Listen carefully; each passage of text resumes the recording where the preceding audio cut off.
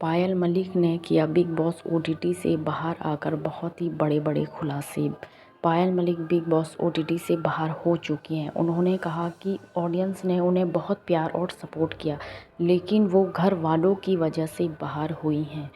उन्होंने और भी बहुत सारी बातें बताई।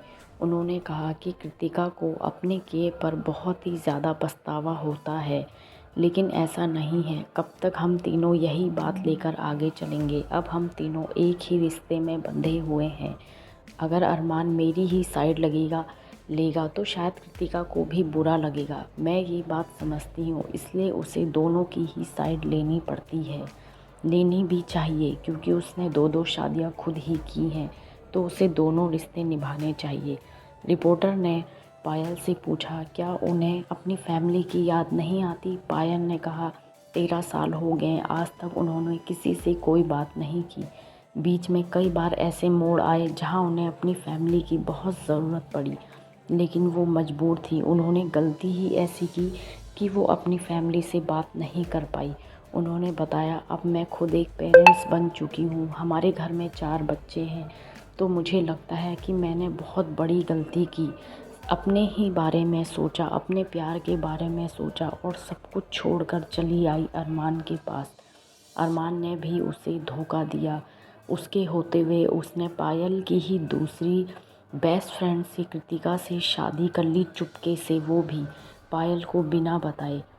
देखिए पायल के साथ कितना कुछ हुआ और वो फैमिली को भी छोड़कर चली आई।